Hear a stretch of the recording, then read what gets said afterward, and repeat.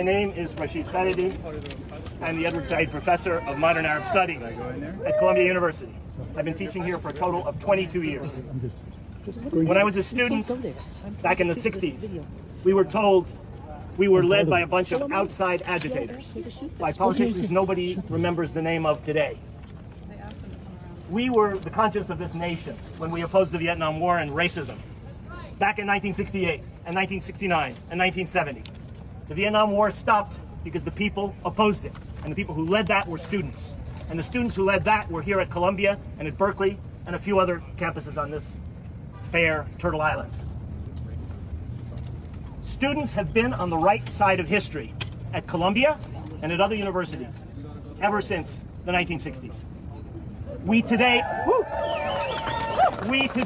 honor the students who in 1968 opposed a genocidal, illegal, shameful war. Columbia University honors them. They're on the Columbia website. You can check it out yourself. 1968 is commemorated. One day, what our students did here will be commemorated in the same way. Yeah! They are and they were on the right side of history. And that will go down in history. That when the change finally came, and finally the American people who have already opposed this war, who've already opposed this genocide, are able to force their craven politicians to stop it, which we can do. The United States is part of this war. Every plane bombing Gaza is an American plane, F-16s, F-15s, F-35s. Every helicopter, Apache, is American. Every bomb drop is American. Those are our taxes. Those are our representatives. Shame on them.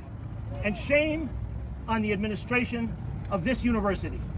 They will go down in infamy for having done what they did the other night. Today, nobody remembers the names of the administrators and the trustees who ordered the police onto the Columbia campus on 1968. They have gone down in ignominy. So will these leaders, President Shafiq and the Board of Trustees. And the students will be remembered one day on a Columbia website as the people who helped change the course of this country. Together with the brave students up at CCNY, we should shout out to them.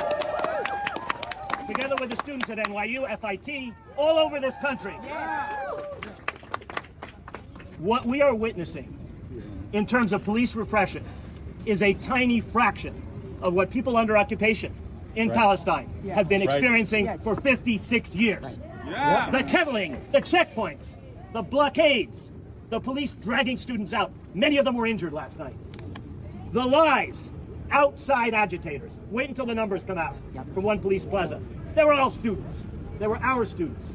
And we are ashamed of our university for, instead of continuing the negotiations that many faculty were happy to be part of, decided to bring in the NYPD.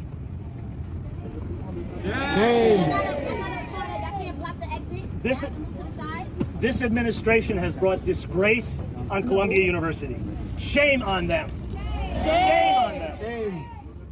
This is not and was not about safety and comfort, which is what they claimed. Do we feel safer today that 100% of our students have been processed down at One Police Plaza? Do we feel safer today that faculty and students cannot get onto their own campus? Of course not. This was a craven capitulation to external pressure. The students didn't want it. The faculty didn't want it.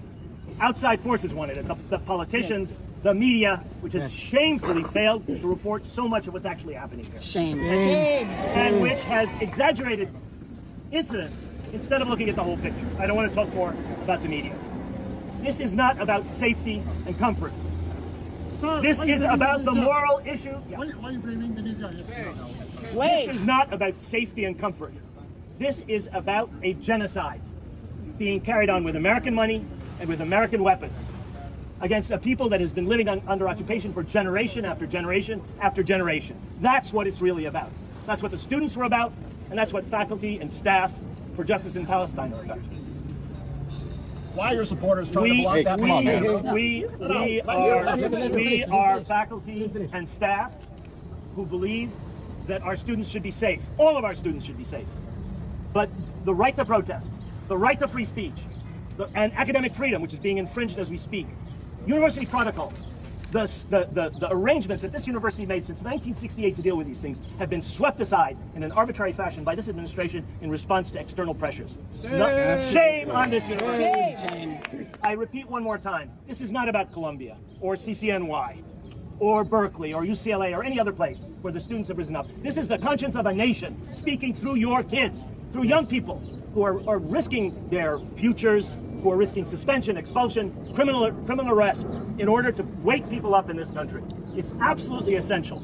Public opinion is already with us. It's just the politicians, the media, and the trustees and administration of this university who are blind, deaf, and dumb to the demand of a moral imperative coming from our students. Thank you very much.